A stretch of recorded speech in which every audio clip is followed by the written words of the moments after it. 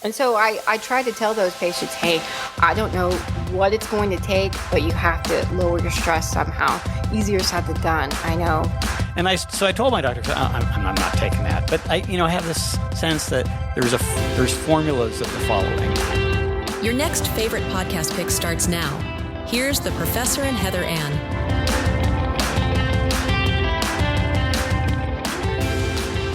Welcome to the Professor and Heather Ann. Although we don't have all the answers, we hope that we can encourage and excite you. We are sharing our lives to inspire you to make the most of the second half of your life. Today, we're stepping into an important topic, what it means to live well in your 50s and beyond. We're going to have a guest, a nurse practitioner who is the owner of Pathway Health and Beauty. But before we get to our guest, we're going to talk about issues that have come up with ourselves in maintaining our health, maintaining healthy ways of living as we go through middle age. So, things that I've had to deal with are, and I think I talked about this on a previous episode, difficulty of staying in physical shape. So, like if we travel and don't go to the gym for a week or two, then I find I will have lost a lot of strength, and it'll take a long time to get back into having the strength. So as we get older, we get out of shape more easily, and it takes longer to get back in shape. That's one thing. There's prostate problems, enlarged prostate, having to get up to go to the bathroom several times a night. I have a lot more problems with stomach acid. There's things I've had to completely cut out of my diet, like chocolate, and pretty much cut out alcohol too. We both cut out alcohol. It just seems like it affects me differently. If we do have a drink, we'll share a drink. We'll go to a restaurant and order one cocktail and share it. Heather found for me this brand of coffee called Purity. They have a variety of different coffees, but one of them is a special low acid coffee. That's helped a lot. I have to have annual, along with all the other components of my annual checkup, a dermatology exam, because I've had a number of instances where there have been pre-cancerous growths have been discovered and they've had to be burned off with liquid nitrogen. These are the sorts of things that have happened. So what sorts of things like that can you talk about? For me, especially since I'm postmenopausal, the dry skin just drives me crazy. It doesn't matter. Over the years, I've become very particular on what I put on my skin, partly because I have very sensitive skin. So when I was younger, I would try different things and have major breakouts. Found out I was allergic to a particular product. So in the same thing. When I was younger and I'd work out, great. If I missed a week or so, I could get right back into it. But I see now, even with yoga, if I'm not going to yoga on a regular basis, then I could, the next time I go to yoga, it's a little bit harder to stretch. I've got to hold my poses and maybe get out of the pose and get back into the pose. And eating some of the things that you ate when you were younger, maybe you don't want to eat as you're older because it affects you differently. Dairy seems to be a big thing for me, where I'm just not doing a lot of dairy anymore because This is something that's happened kind of recently. I think it's always been there. I just never paid attention to it. I just see in the last 6 months, it's affecting me way more than it used to. And again, since I've been on my journey, my wellness journey and everything, I think I'm just listening to my body more. We're working hard on getting the chemicals out of our food. We don't go out and eat a lot. We read our labels now. So I think my body just adjusting to that. I'm just paying more attention to the things that do bother me. And how would you say that we support each other in the wellness journey? Encouragement.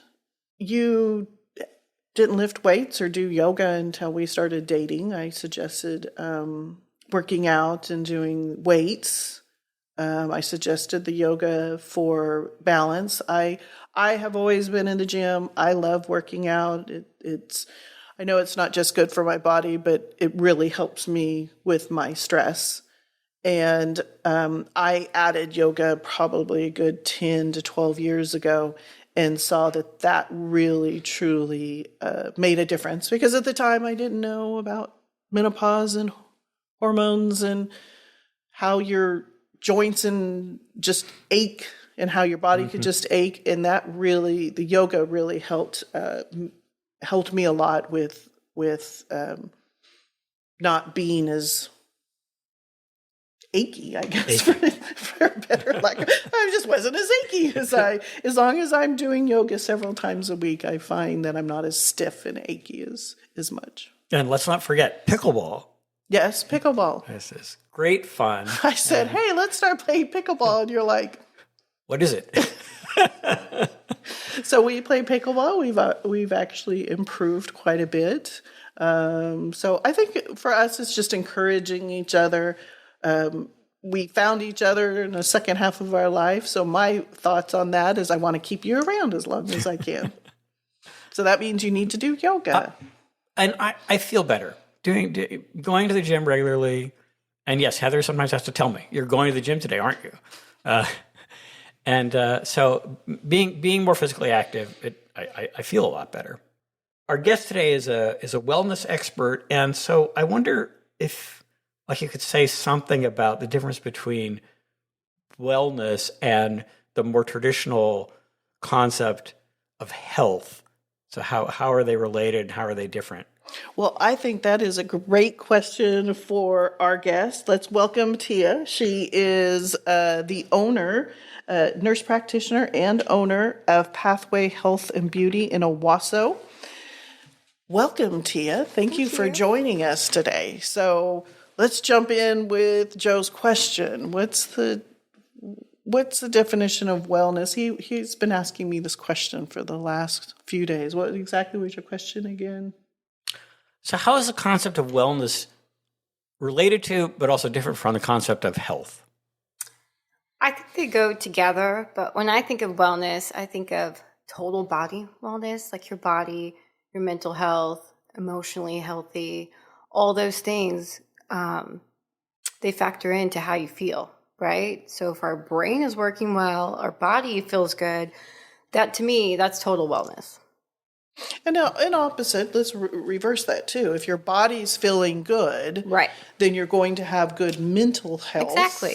And you're going to be feeling good about yourself, which then in return, people can see that. People see on how you're feeling both physically and mentally. Right. So one of the reasons why I really wanted to have you on was hormones. Yes. Menopause and all of that's going on with women that are hitting some as early even in their 40s, but mainly for women 50s and above. Mm-hmm.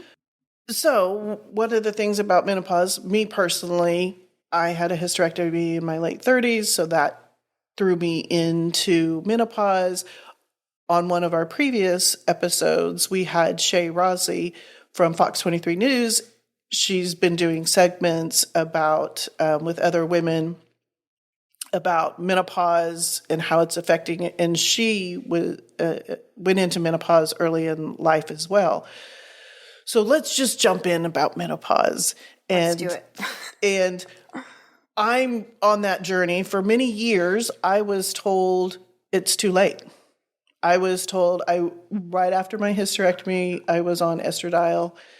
But after a few years, I became allergic to the adhesive. So then my doctor's like, oh, you're fine. You're going to be fine. You don't need to. I brought it up to him probably about 5 years ago, and he's like, it's already too late. I don't think it's too late. So I saw a woman the other day, 74 years old. Her primary care refused, like didn't even have the discussion about hormones for this lady. This lady, she's pretty active. She exercises. I think she was doing yoga too, eating well, just trying to better herself, but she still didn't feel well. So I put her on hormones. I saw her a month later. She gave me a hug because she felt that much better. I put her on testosterone. I put her on estrogen. We did all the things. She's sleeping better. She feels better. So I don't think there's like an age limit in our clinic when it comes to women's hormones. She might live another 20 years. I don't want her to feel miserable during her last years. I think that's the biggest thing that's the most frustrating is that for centuries, I mean, since years and years, women have just been told it's just the way it is. Right. And you're going to have to suffer through it. But why do we have to suffer? That's the big question is why? Why have we had to suffer all these years? Why is it that just now, 20 years later, I'm starting to learn more about hormones and that it is okay if I want to go on hormones? What are you seeing in your practice when women are coming to you? What's the most frustrating thing for them? And what are you seeing? Well, we aren't traditional medicine. We're more functional medicine, integrative medicine. We strive for optimal lab values. So I think these women are coming in and they're like, well, my primary care told me that my labs are normal. And I'm like, well, let me look at them because I have a different idea on lab values. And they're coming in and their hormones are terrible. Their testosterone's in the tank, their estrogen's in the tank. They're not normal. So they're getting this misinformation from old guidelines like hormones are dangerous, you know? And I had a lady the other day, her primary care just refused to even talk to her. She said, that's not happening. We are not talking about that. It's terrible. And it is. I feel like for many years, I would go in and like, okay, I just feel like I'm not myself. The weight won't, the weight has come on. I cannot, no matter what I do. If I'm feeding my body right, starving my body, working out 5-6 times a week, the weight is not coming off no matter what I do. There's just not a lot we can do. And here, let's track what you're eating. And, you know, it was like, there was times I would leave the doctor's office and just cry in the car because it's like, this is not who I am. In my head, who I'm seeing on the inside is not who I am. And I recently learned as well, every time I would go in, they would say, oh, your labs are fine. I just automatically assumed they were testing my hormones every single wellness checkup. I learned that recently. You have to ask. You have to ask. Yes. And so when they tell you, oh, everything's fine, you leave again thinking, well, they're telling me everything's fine. I'm assuming they're doing my labs.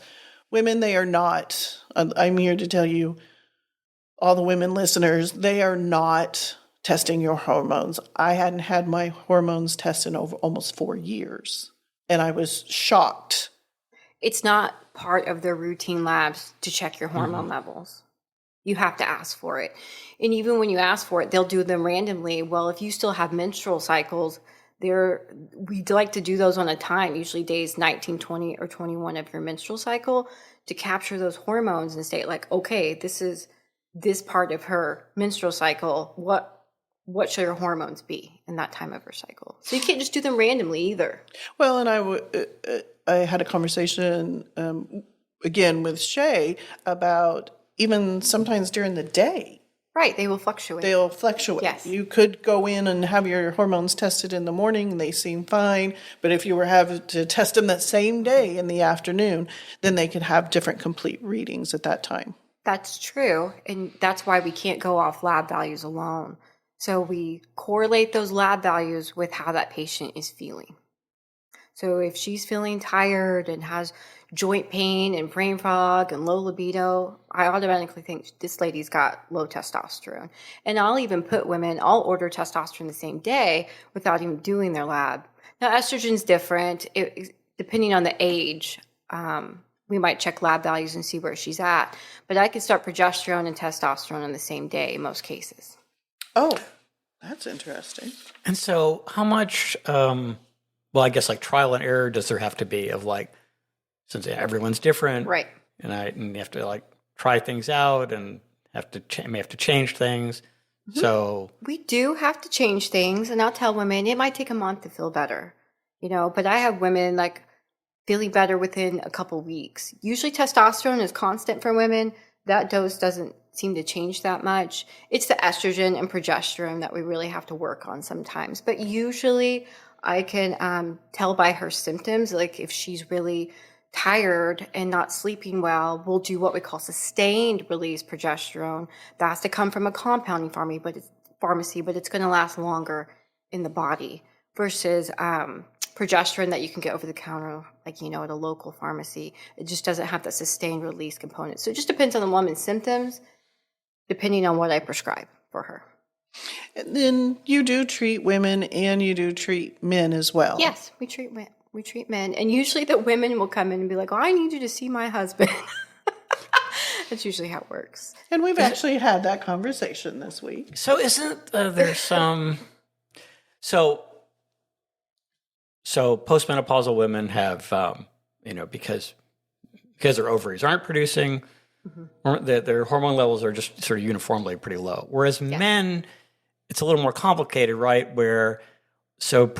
Providing exogenous testosterone, there's this like negative feedback loop that goes on. Then the body just downregulates its production of endogenous testosterone. So what is what kind of protocol do you have for, like monitoring your male patients?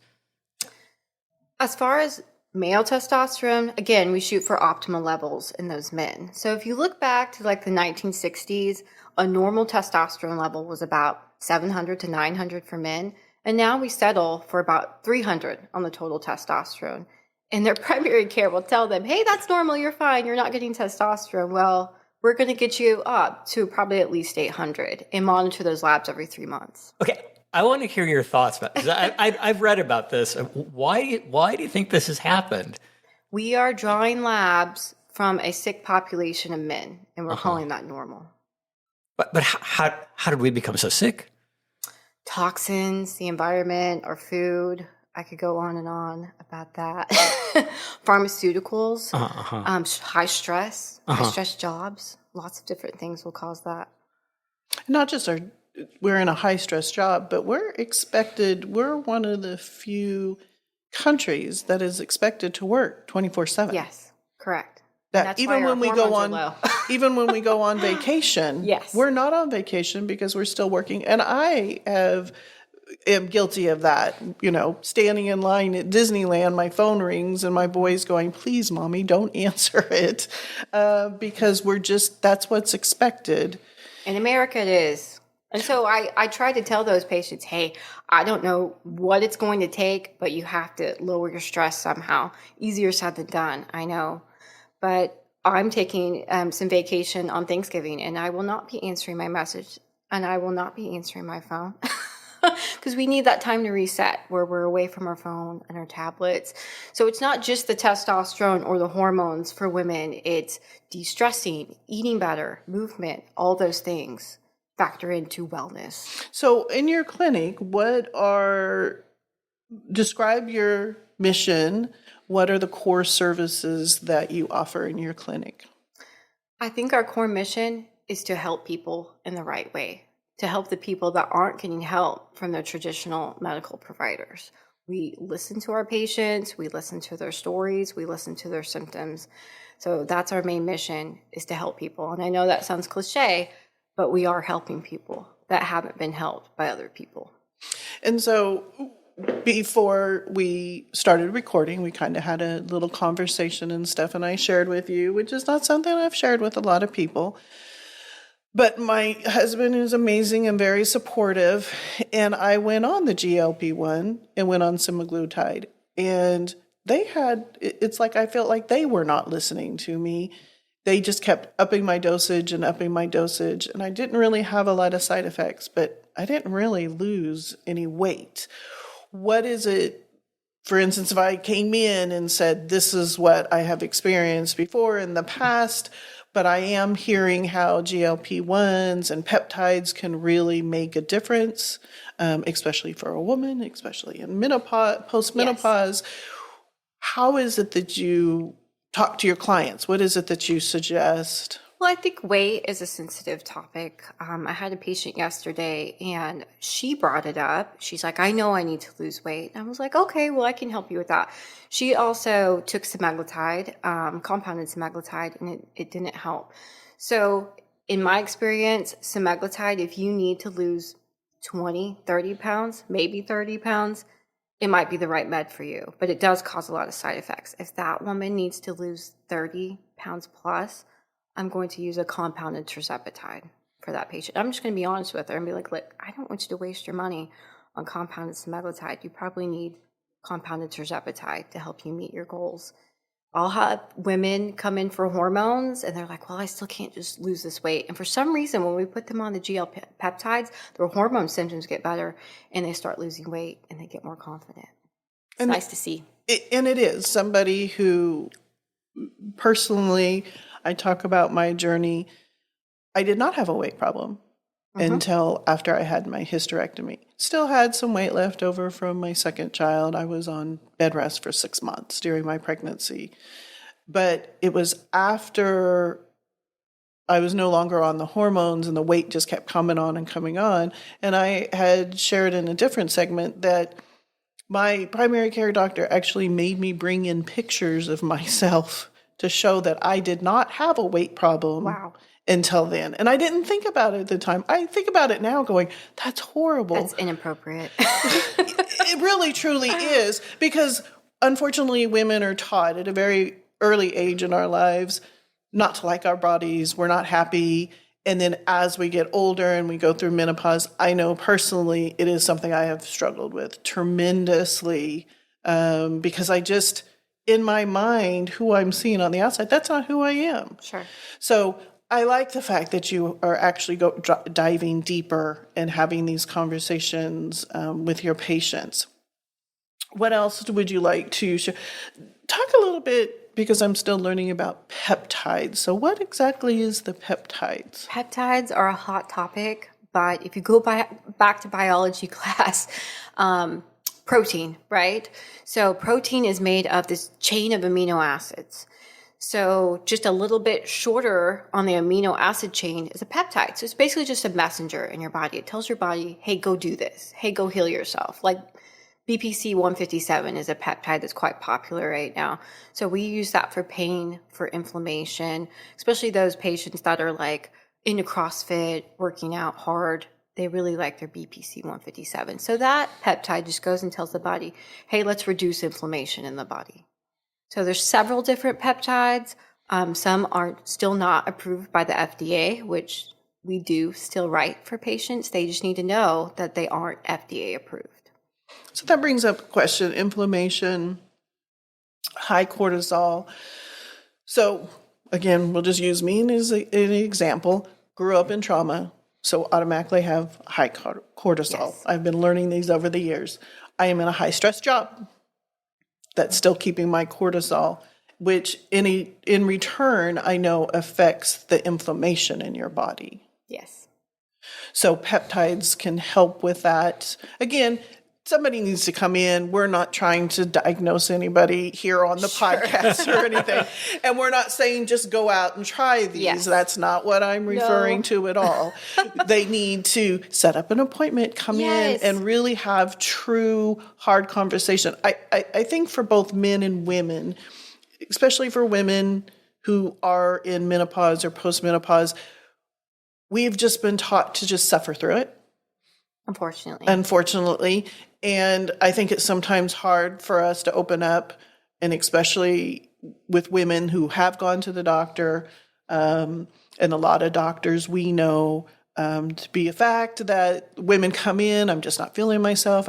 Here, let's put you on an antidepressant. And that's one of my hot topics. Yes.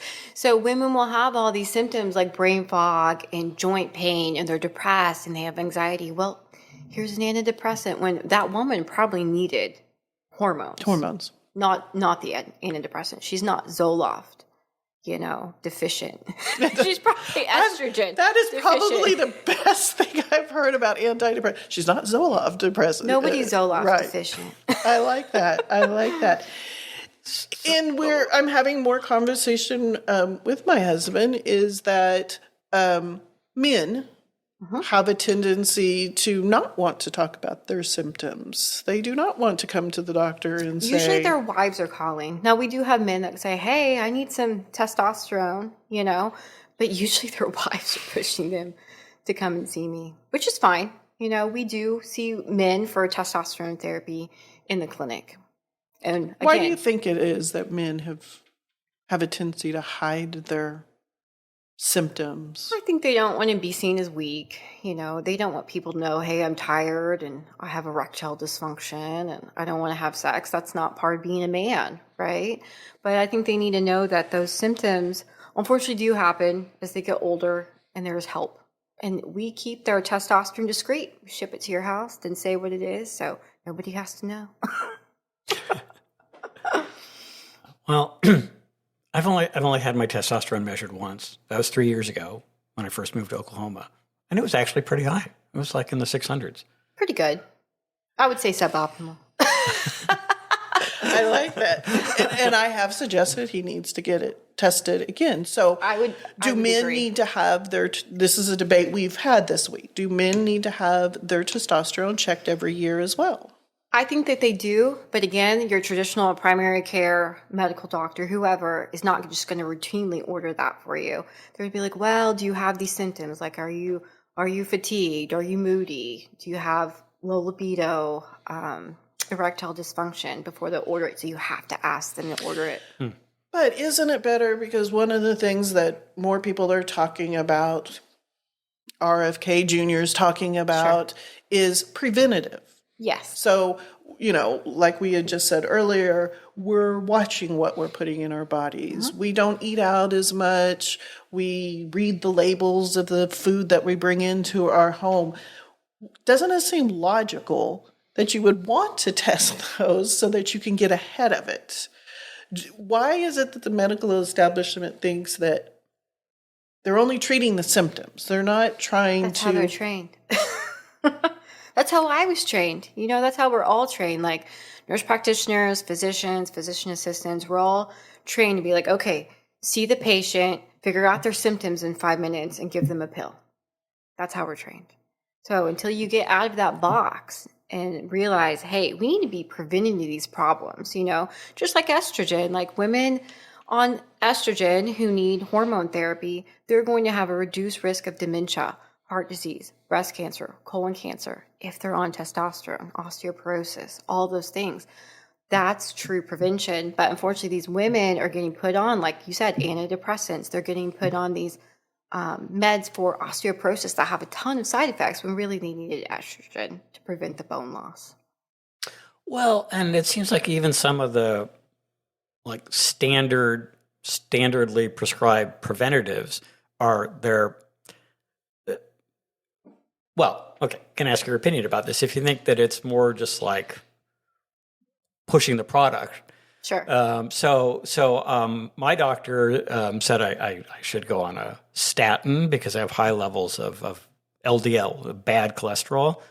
And I did a little research and, taking into account that I don't have any other risk factors for cardiovascular disease, I've worked it out that going on the statins, might lengthen my life by 6 months, and right. And likely have some bad side effects. And so I told my doctor, I'm not taking that, and he was cool. He said, okay, but I have this sense that there's formulas that they're following. There's actually a calculation that I used to do internal medicine for that. We would put your gender in, put your age in, put your total cholesterol in, and that would give us a calculation to figure out a risk score for you. Okay, yes, this guy needs a statin.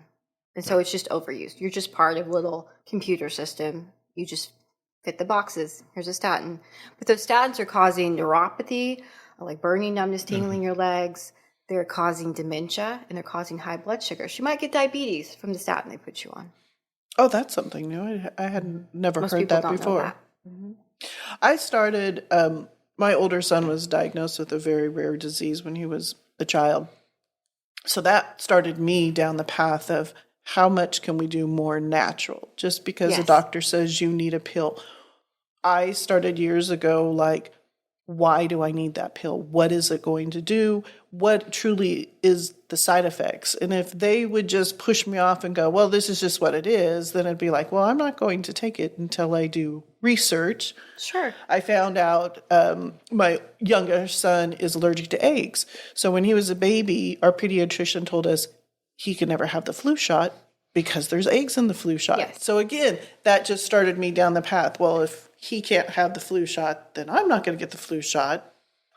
Why? So it truly started me down this path of what is alternatives? What's the answers? Why? I just feel like we've become cattle. When you go to your doctor, they're in Yes. and out That's how it operates. in 5 minutes. So you brought up that you were in internal medicine.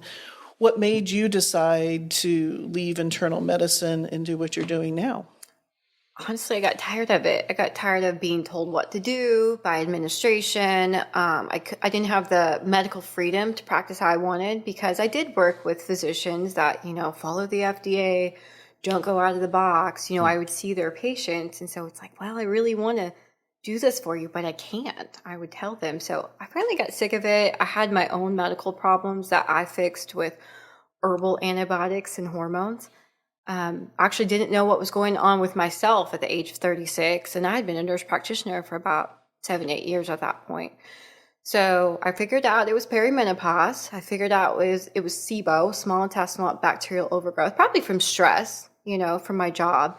So I got to a point where I can do this better, and I can help patients the way I think they need to be helped. And so I started virtually my own clinic, and then eventually we got out to Owasso in a space in January of this year. Oh, I love hearing that, because I think there's a lot of doctors, female doctors, that are learning about menopause when they hit menopause themselves. Usually we have to hit it ourselves To understand to it. understand it. Because they're, I follow several doctors that have even shut down their practices because it's like, I don't feel like I can treat my patients correctly. It's the brain fog. Correct. And, I'm still learning about this stuff about my own body. I don't know if I can help my patients with what's happening with them, because we were never taught this in medical school. I think I might have had a 1-hour lecture in nurse practitioner school about menopause.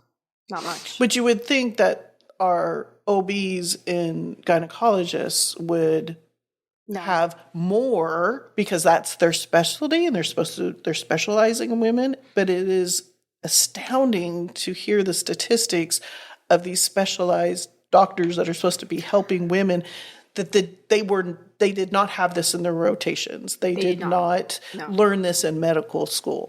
Well, I noticed you have the book there, The New Menopause by Dr. Mary Claire Haver. So I do recommend that book a lot.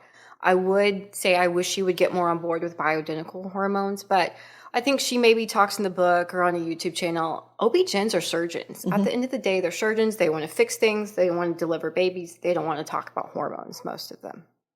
So I've had patients that go and see their OB-GYN and they don't know what to do with them. I've had patients, well, this lady was supposed to be a hormone expert. They're on some website. Well, she doesn't know what she's doing. Sorry. And that's a very true statement. And I do think it's great that doctors are finally coming forward and saying, we don't know. We weren't taught. We don't know. I love the fact that we're talking about it more. I keep saying that I think it's the Gen Xers that are finally like, we're not going to be quiet. We want to know. I love that about them, actually. We want what's happening to our bodies, and we do not want to go through life, the rest of our lives, feeling like we're crazy. Well, I noticed that more and more women are demanding it. They're telling their providers, hey, you won't do it, I'll go somewhere else. And they come and see me. And I like that. I like that. Yeah. So that brings us to another question: is when someone's choosing a wellness clinic, a wellness provider, what are the sorts of things that they ought to be looking for? Oh, that's a good question. Well, I love stories. Okay. So I had this patient. She went to another wellness clinic. I say that in quotations. They didn't know how to read labs. They didn't know what optimal labs meant. This poor woman was in menopause and she cried in the parking lot.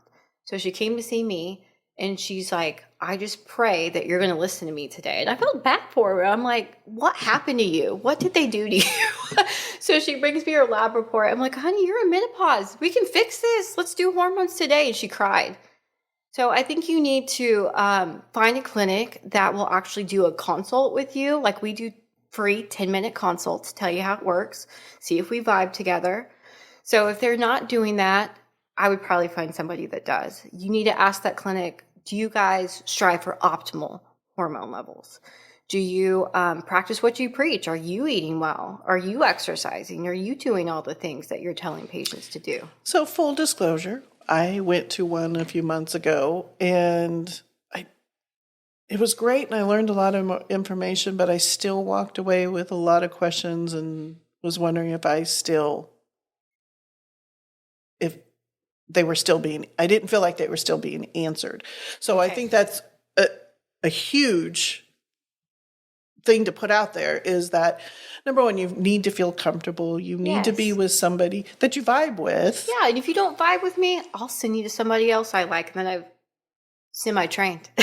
I love that. I'm not going to lie. I think that really excites me. And the number one thing is, for women, I know, especially for myself, I've gone so long without being heard that I'm hungry for that. I'm hungry to be able to have conversation with somebody that is going to listen to me, that's going to give me suggestions. And I like the fact that you've said several times optimal Yes, hormones. that's a big thing with me, is optimal hormone levels. When that woman comes in, or man, when they come in to see me for a hormone consult, they get 60 to 80 minutes with us. And we answer all your questions. We go through your labs. We ask you to bring like old paperwork, old lab values. We go through your hormones, how you're sleeping, your stress, your lifestyle, your spirituality. Like, this is true functional medicine, is what you're getting from us. I like that. She seems so surprised. I'm not gonna. I am, and I just think part of that, and why I seem so surprised, is what I have gone through the last 20 years since being, medically induced to menopause. I just don't feel like people have heard me or are listening to me, and Joe is amazing and he listens and everything, but there's still things he just can't understand. Can't understand. And you can't understand the man things he goes through. We're all different. We're made different. So I think if I've got a couple and they're both struggling, it's good to get them in the same room. I invite the husbands to come into the wife's appointments, if the wife wants them there, of course. Like, well, what do you think's going on? What's been going on with her? And they'll say, she's just not herself anymore. I want her to get help. I want her to feel better. I love that. And I really think that's a major thing, conversations between husbands and wives. Because and the their husbands partners. can point out things that the wife will like, well, I guess I didn't notice that, just feel snappy with him or snappy with the kids. Not that that's your fault. That's your hormones that we can fix, I like Right. that. But a partner can see things about yourself that Yes, you sometimes can't always you can't. see. So, okay, one more thing about this, about optimal. It's very different from the way that, and not just hormones, but all labs. Yes. The way that the results are treated. So there's a normal range, and it's usually a very wide range. Oh, it's a huge range. And then so your doctor's like, okay, all your labs are in the normal range. You're fine. Yes, you're fine. Right? Uh-huh. And Yeah. Well, just like thyroid, we look at thyroid differently. If, that lab value is suboptimal to me, that woman's in their 40s or that male's in their 40s, we'll put him on a dose of thyroid medication, more natural thyroid medication like Armour thyroid. And sometimes that's just the key to just pump you up a little bit, is tweaking that thyroid hormone. So we look at your biotin levels. That's a big one. Cellular iron stores. If those are low, you'll feel tired. So it's not just hormones. We're trying to I shouldn't say that. We're trying to optimize all of you. Your ferritin level, your thyroid, your hormones, your insulin level, all of that. It all works together. It all works together. Your hormones definitely play a major part, but I like that you're emphasizing that it's everything. Optimal health is having your hormones and everything working together and Yes. All of it. all of it. All of it. I like that. We have any other questions is there anything else that you would like to share with our listeners? I think if you're struggling, find a provider that's going to listen to you, that takes hormones seriously, and look for a clinic that knows how to read lab values and optimize your hormone levels. Thank you, Tia. Thank you for enlightening us and having this important discussion with us and sharing with us and our listeners, talking about optimal health, talking about wellness and how our body, to truly be in optimal health, your whole body needs to work together. And I love that your clinic helps your patients with their overall wellness and optimizing their hormones and iron levels, everything that is needed for you to truly have optimal health. Well, we want people to thrive, so we offer direct primary care with a functional medicine style. The hormones, peptides, we have aesthetics, because women and men want to look good too, but it's more geared towards natural things like microneedling, laser, things like that. So we offer everything. Oh, great. That is good to hear. You have a true wellness clinic that is helping with the inside and the outside, to help people feel their best. Yes. So if a woman comes in and she, like you said, maybe your skin's dry, Heather, okay, well, you came in for a laser treatment, but have you thought about hormones? It just starts that conversation. I love that you're asking the questions. I think that's what we've been missing all these years, is our healthcare providers just asking us the questions, because sometimes we just don't know. No.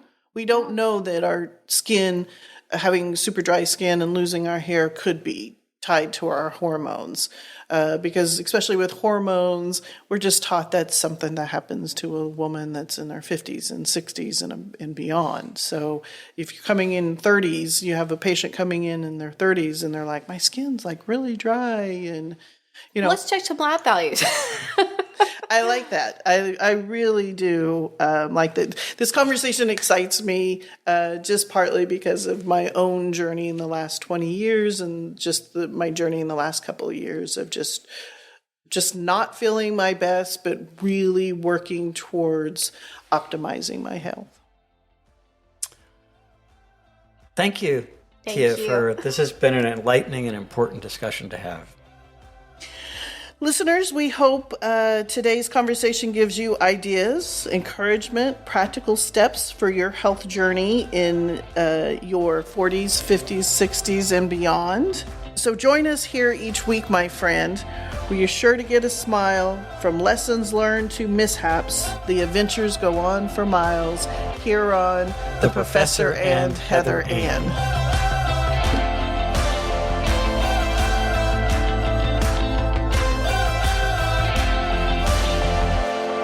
Listening to The Professor and Heather Ann.